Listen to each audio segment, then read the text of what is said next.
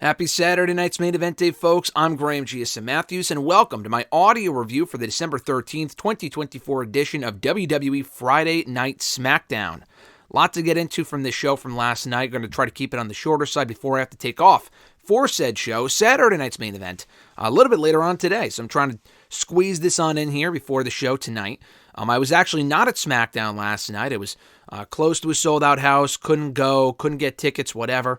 I'm actually kind of glad in retrospect for two reasons. One, it was not that great of a show, which is why this review will be kept on the shorter side. And two, it would have made me that much busier.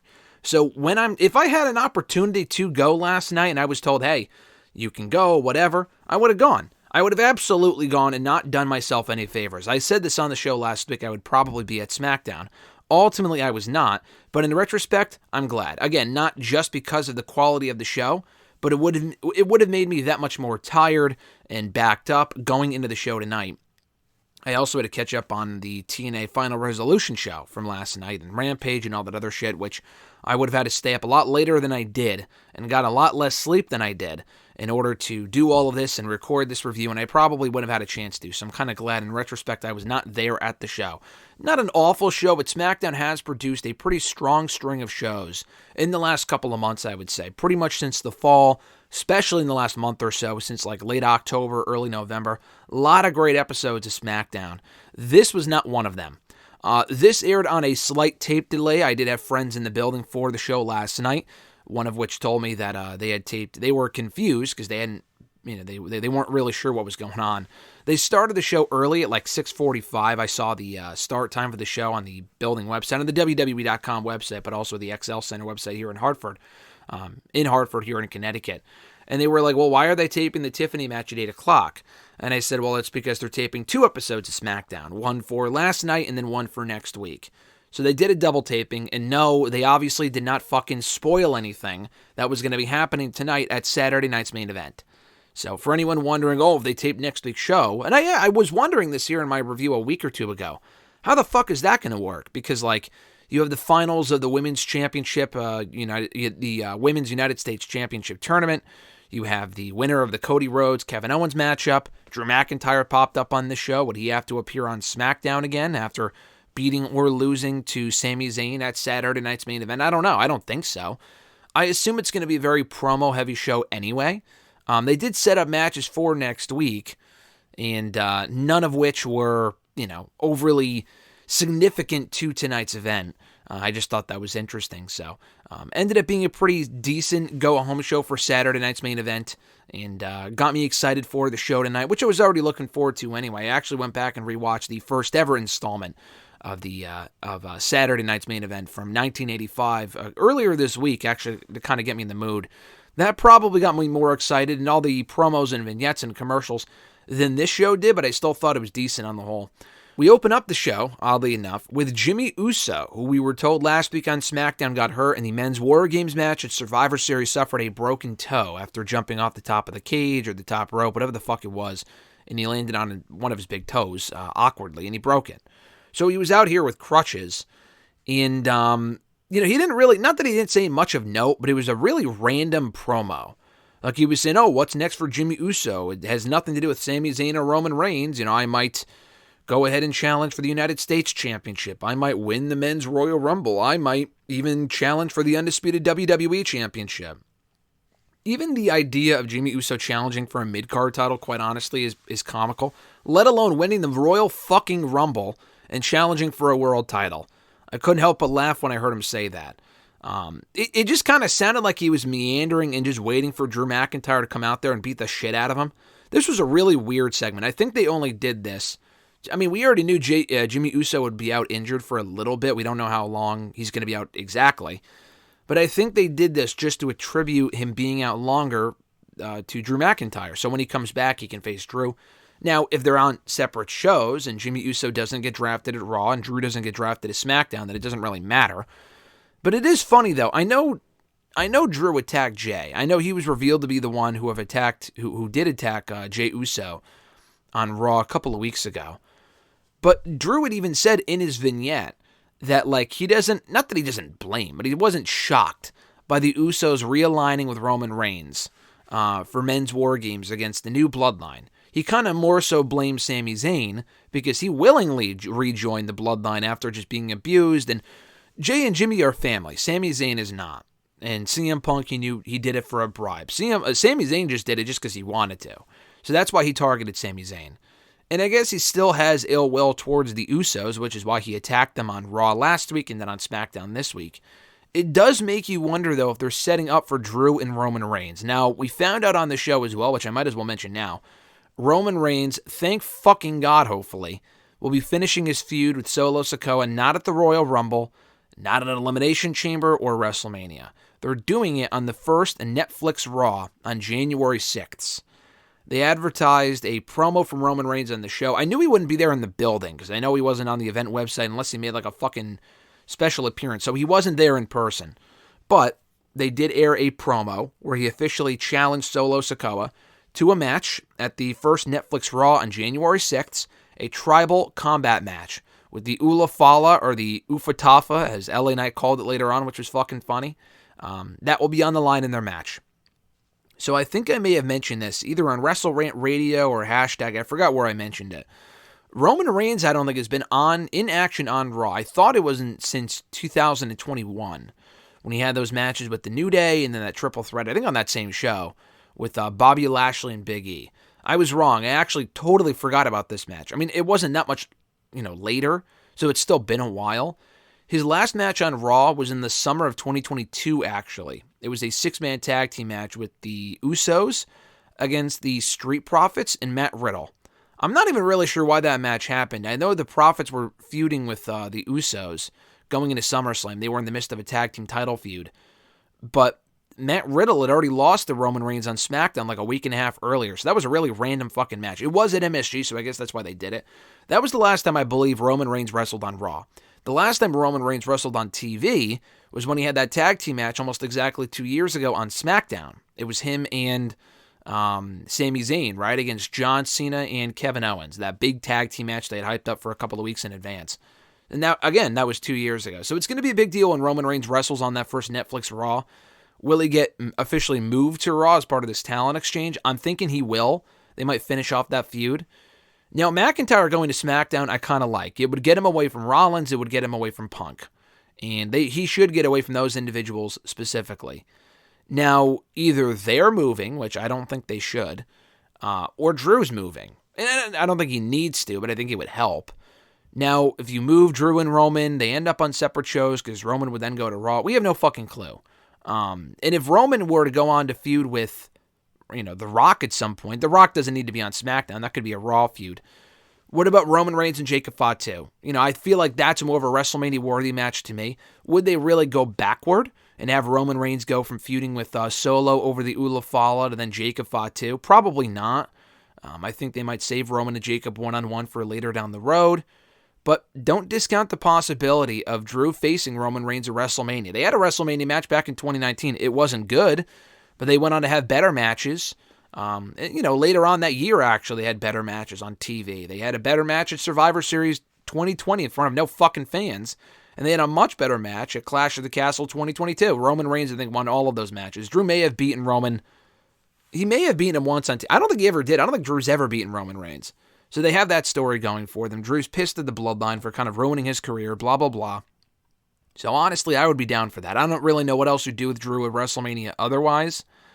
I was thinking at one point maybe him and Wade Barrett, which someone had speculated Wade, I think, would come out of retirement for a match with Drew. Is it WrestleMania worthy? To most people, probably not. I think it'd be fucking cool, but I'm not really sure what else you'd do with Drew. He's already feuded with Punk and Seth and even Sheamus. Like another Drew and Sheamus match at Mania, probably. Even that doesn't make a whole lot of sense. So anyway, a lot going on with Drew and with Roman. I think that's something to keep an eye out for.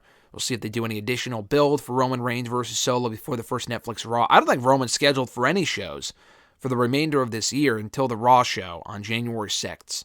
So we might just be dealing with the new Bloodline appearing on TV and Roman Reigns not showing up at all. I don't think he's going to be there on next week's episode because they already taped it last night.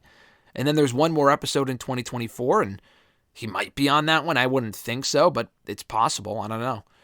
We had a semifinals match in the Women's United States Championship Tournament with Michin beating Tiffany Stratton.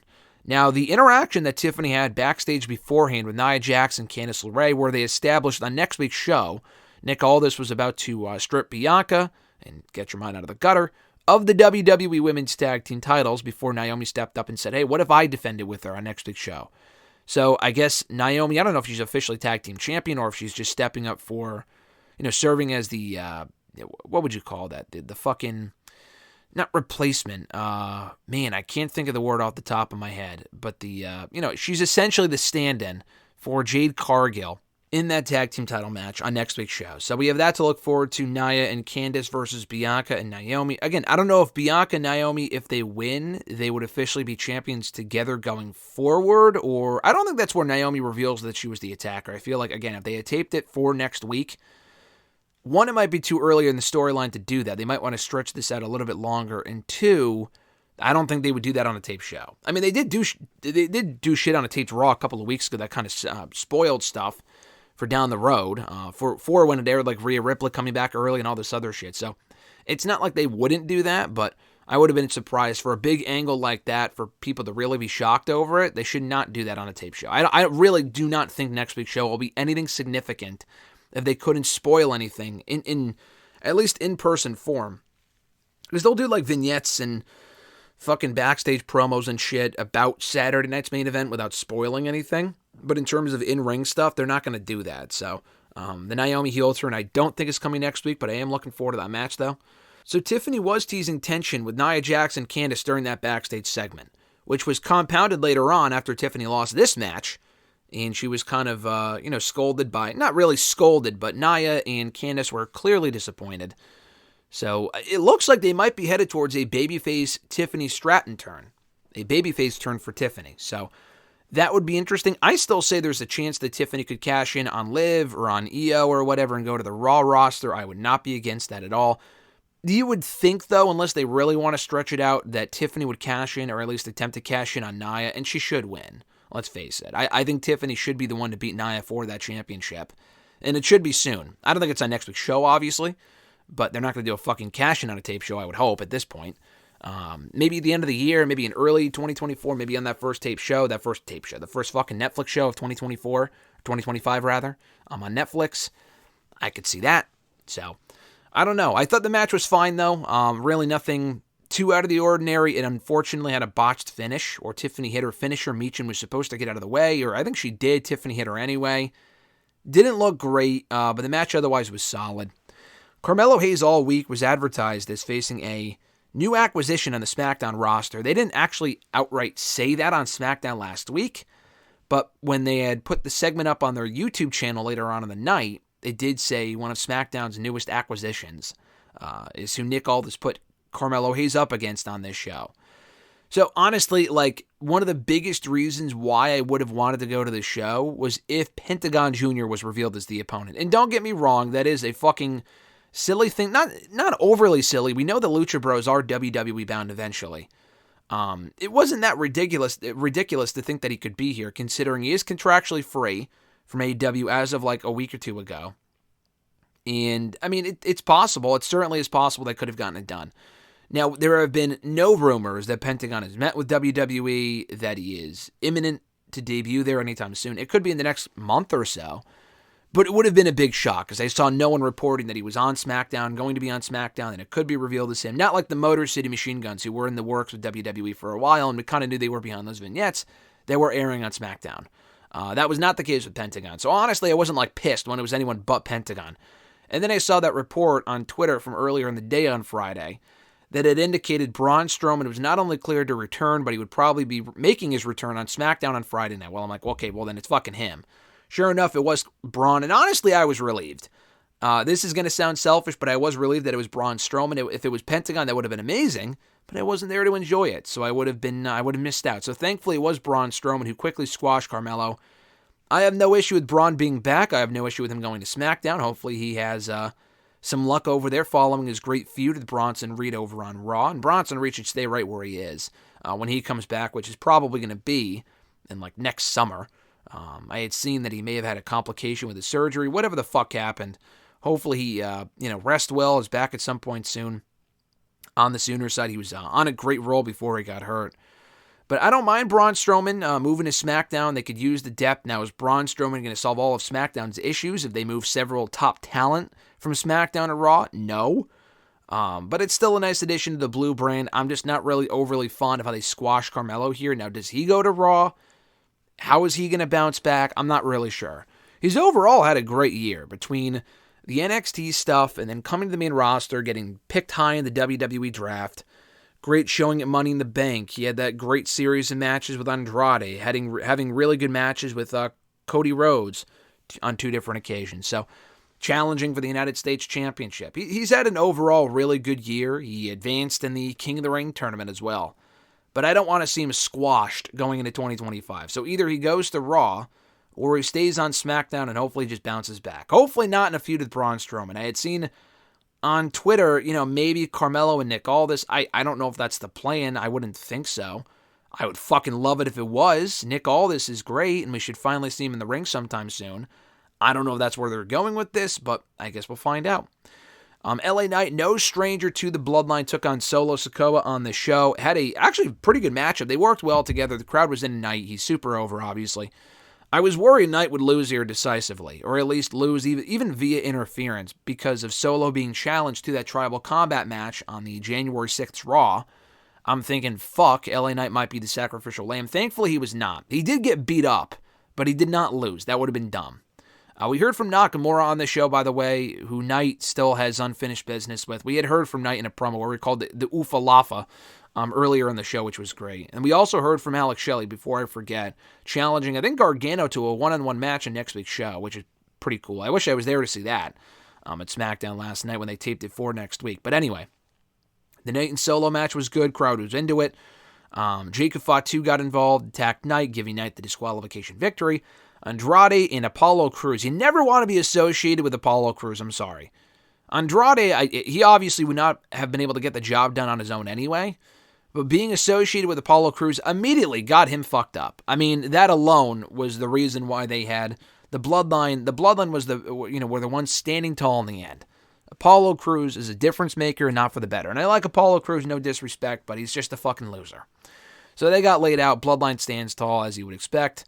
Maybe we get a 6-man tag team match soon, or a tag team match on SmackDown either next week, probably the last SmackDown of 2024. This is like the, holdover feud for the Bloodline until Solo faces Roman Reigns on January 6th. Chelsea Green and Bayley in the other Women's United States Championship Tournament semifinal matchup. Good match here as well. Crowd was quiet for it. They were especially quiet for Bayley, which was kind of concerning. I mean, Bayley has not had the greatest year as far as character development. I enjoyed her reign as WWE Women's Champion. It wasn't awful. It was fine. There's nothing wrong with being fine. It wasn't great. It won't go down as one of the best reigns ever, but it was fine for what it was. She just hasn't had a whole lot going on since then, and I do give her credit, though. She lost clean here to Chelsea Green. She probably wanted to. She probably petitioned for that. So I thought that was good. And she's probably losing these other women on her way out. I feel like she's going to Raw as part of this talent exchange, and I think she should. If she failed in this tournament, she failed to get the WWE Women's title back. She wasn't the one who attacked Jade Cargill. There's really nothing left for her to do on SmackDown. She should go to Raw. I think they should have Bianca and Bayley not officially make up. They kind of did. But they should excuse Bayley of being the one who attacked Jade. She still, I don't know, knows that she wasn't the one who attacked Jade. So maybe they should clear that up and then move Bayley to Raw. I don't know, but Bayley should be Raw bound soon. Chelsea Green winning here was good. Great moment for her. She will face Michin tonight. I think Chelsea Green walks out, the inaugural Women's United States Champion. If it's Michin, that's great too. But I think it's going to be Chelsea Green leaving New York, Long Island specifically, which is where her husband, Zack Ryder, is from, Matt Cardona, who's going to be challenging for the fucking Ring of Honor World Championship next Friday, actually. Also in New York, so a big month for the Cardonas. But I do think she leaves the show tonight as the new champion. So all show along, they had hyped up this final face-off between Cody Rhodes and Kevin Owens. It really wasn't anything out of the ordinary. Cody Rhodes was in the ring. It lasted mere minutes. Kevin Owens interrupted from his car. He didn't come out in person. He did, ultimately. He attacked Cody Rhodes from behind. But he ended up just talking shit about Cody. They brawled. Pretty unspectacular brawl. I thought their brawl last week was better. And then Kevin Owens got the better of Cody Rhodes and stood tall. So really nothing to note here. It is worth saying, though, that Kevin Owens attacked Cody Rhodes and then posed with the championship, which was interesting. And I would love for Owens to win tonight. I don't think he will. There's been a lot of hints and teasing that we are seeing the Winged Eagle WWE Championship belt tonight for one night only at Saturday night's main event. Fuck that one night only shit. They should just bring it back full time. I mean, it's a lot better. I like the current design. It's fine.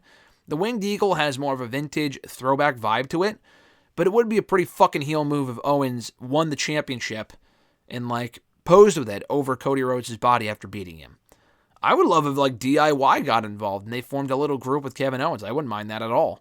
I don't think that's going to happen. I've seen no one say that, but I think it's possible. But I thought the segment was fine. Owens, again, winning the championship and then posing with it to close out the show tonight would be awesome. Again, I don't see that happening, but that would be cool. So, again, it was fine for what it was. The overall show was fine for what it was. Not a bad show. I've seen far worse SmackDowns, trust me, in my time watching and reviewing the show. But it wasn't an overly eventful episode. It didn't get me, honestly, any more excited for the show tonight than I already was. And being there is kind of a factor in that as well. Being there for the show tonight, that is, not last night. I was not there last night as I thought I would be, and I'm kind of glad about that. Really, nothing of note happened on the show anyway. So, we will still probably review SmackDown next week. I will be busy next Saturday, so it should be up at some point on Saturday, if not on Sunday. Hopefully on Saturday, but it might be up on Sunday instead. Even though it is a tape show, we'll watch it, review it per usual. And I'm looking forward to Saturday night's main event tonight, so keep an eye out for that. But thank you guys for checking out my review. I appreciate it. Be sure to like this video, drop a comment, share this video, and subscribe to the channel for more daily content. Follow along on my Twitter for updates as far as tonight's show goes. I'm hoping to be working on my written review of the show over at WrestleRant.com while it's going on, while I'm there. How will I be doing that? Well, you're just going to have to wait and find out. But anyway, guys, have an awesome one. Have a great holiday season. I'm Graham G. Matthews, and I'll catch your ass down the road.